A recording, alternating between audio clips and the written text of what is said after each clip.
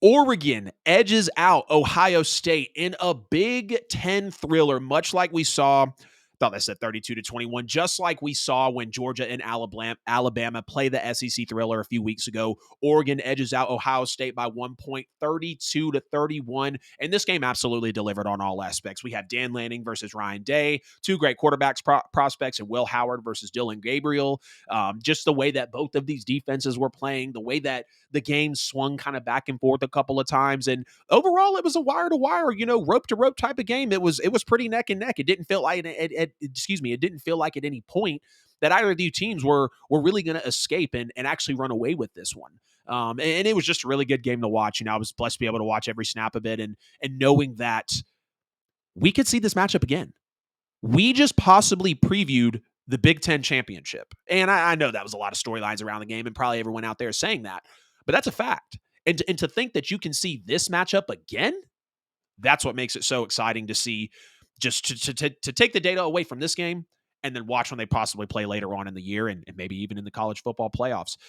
Each team trading blows in this game was just so admirable. I mean, that's what both of these teams were supposed to do. There was, good stretches of defensive play from both sides of the ball, and then it felt like Oregon or Ohio State would kind of give up some bigger plays, and there was just touchdown after touchdown, both of them with a field goal at the end of the game, really to make it a 1-point game, and that's what it ended up being, was a 1-point victory. You got to love how Harmon comes out early in the game, stripping Judkins to make that no interception call, which I'll talk about a little later in the take of this game. I thought that was an absolutely great play, and Oregon scores off of that after a stale first drive. I thought Dylan Gabriel, again, talking about the quarterbacks, Dylan Gabriel had a beautiful touchdown pass to, I have Starks type, but I know that's not correct, Stewart.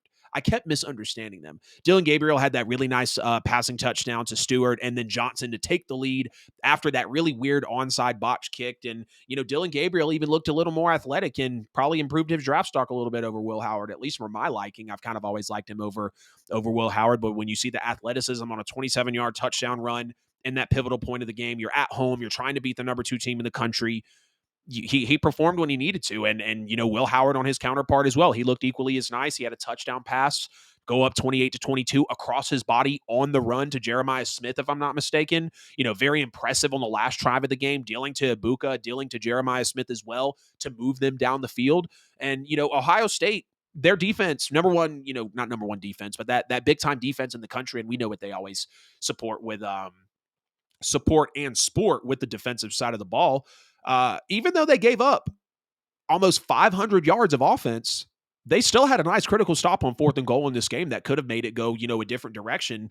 But when you look at both of these teams on the tape, when you see how they played overall, Oregon just felt faster. They felt more explosive. And I think they scored in such ways on big plays. It felt like Ohio State was a little more methodical. You had the run in with, you had the run in with Will Howard. You had the short play in the red zone. And that's not to say that they didn't have big plays and kind of compared with Oregon on that aspect. I just thought Oregon looked better from the eye test. I think they're just, like I said, they're faster. They're more explosive. Some are going to call me crazy for saying this. I like Dan Lanning over Ryan Day.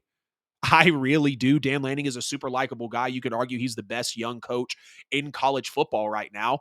And, and again, watching him and Ryan Day go back and forth was absolutely fantastic. But, they always say you got 60 minutes to win, 4 full quarters.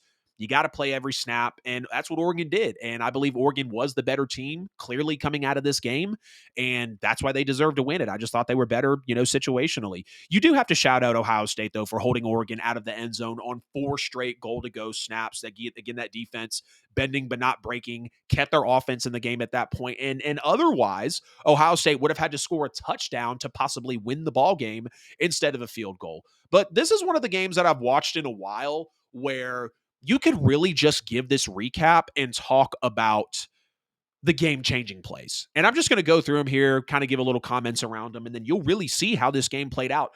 For lack of better words, if you didn't watch this game snap for snap and get some good analysis on it, just this stint of plays will really tell you the game, the pivotal points of the game. So let's start with early off on the first play, within the first 5 minutes of the game, the first offensive drive for Ohio State. There was no review on an early complete pass by Ohio State that should have been called an interception for Oregon. It was on the first drive. When you go back on the replay review, it's clearly a pick, and good for Ohio State and Ryan Day. and Will Howard for, getting out there, getting the snap off so it wasn't reviewable. So they did right in that aspect, but everybody at home knew, everybody in the stadium upon the review knew that it was an interception that Oregon should have had, and that got taken from them. There was the 2 botched field goals from Oregon as well, to where they could have won, more in this, they could have put up more points in this football game. The impromptu onside kick that Ohio State ended up botching, the player tries to jump out of the way of it. Oregon recovers. They end up scoring on that drive as well. Will Howard fumbling the snap on 3rd and 7 after Ohio State had the 4th and goal stop in this game. They just had a big completion, and they probably could have got points. They were still inside their own 30-yard line, but they were moving up the field. They had just, I think, had a play from inside their 10 to get them to that point.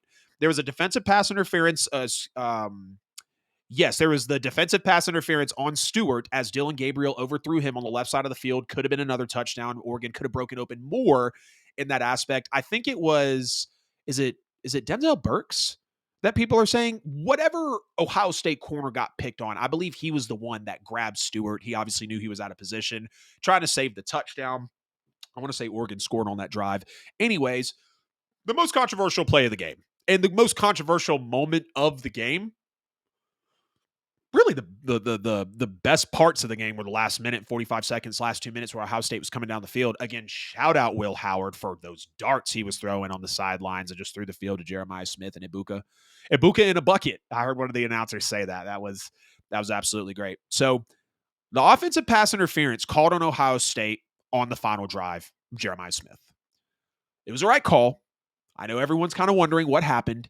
You got some people out there saying that they don't agree with the call. They were being physical all game. They're always going to call that. It's a close game. It's not even the fact that Oregon's at home, but you're going to call that. Like, ref's right there.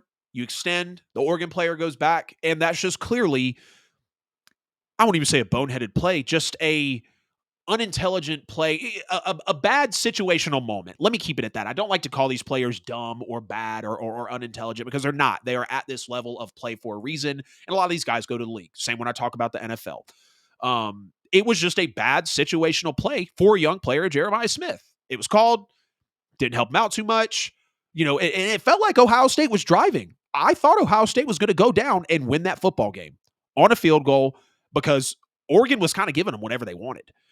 The clock rolling once the penalty happened, which cost them about 7 seconds in a critical moment. And you just got to have situational awareness there. What is Will Howard hearing in the headset from Ryan Day? What are the teammates saying to each other? Are they aware that the rules are like that the clock is going to start rolling? And you see Will Howard, really trying to get the snap off, waving his hand a lot, by his thigh to get the snap, and they get it off in time, but they burned 7 seconds in a critical moment. So just short situational lapses for Ohio State kept them out of this game. Obviously Will Howard not sliding quickly enough to end the game. You have to be more situationally aware there. You got people calling him a moron of a quarterback, which again, I don't necessarily like that. From an outsider looking in, you do wonder what's going on there. But let's talk about the big brain moment of the day that probably won Dan Lanning this game, and if anything, is a reason why Oregon should have won this football game. So if you watch the game, you saw that there was an intentional 12 men on the field penalty from Oregon within the final snaps of the game. There was 10 seconds left. Dan Lanning intentionally puts 12 men on the field. There were 10 seconds left. Oregon calls a timeout. And obviously on that anyways, so it kind of would have stopped it before it happened. The ball snapped. There's no big gain, but obviously it's a penalty. Or excuse me, let me take that back. So he has 12 men on the field to make sure that no big gain works. You're literally up one man. Ball is snapped, no big gain. And if it's kind of hard to follow this, I understand it really is just a mastery of the rule book. And like, you got to be a football geek to really be tapped into this moment, which I know a ton of you that watch the show are. Love y'all for that. Ball snap, no big gain. Obviously it's a penalty, but 4 seconds tick off the clock. Again, no big gain. 6 seconds are now left. There's only time for one play into which Will Howard doesn't slide quickly enough. Doesn't slide quickly enough. Ohio State loses on that, and Oregon storms the field. But like I said, Oregon was a better team. I think they deserve to win. Again, they look faster, they look more explosive. I like Dan Lanning over Ryan Day. There was a lot of people, everyone's got their opinions and predictions when we come to the season that they were saying like, Adam, Oregon is not that team in the Big Ten, and I picked Ohio State to win this game. Even though they were on the road and Oregon's been what they've been, I just felt like they were kind of more built for the moment, and we've even seen Oregon's O-line earlier in the year. I was kind of concerned about it. They're giving up a good bit of sacks. Dylan Gabriel not looking super effective, but both of these quarterbacks had pretty good pockets today. And I just think Dylan Gabriel was a better guy. I think he outplayed Will Howard. I think, like I said, Dan Lanning outcoaches Ryan Day just a tad bit. Those situational moments are what's going to define you when the college football playoffs comes around. Y'all get in the chat, get in the comments. I would love to see y'all down there. Make sure to like, subscribe, all that good stuff.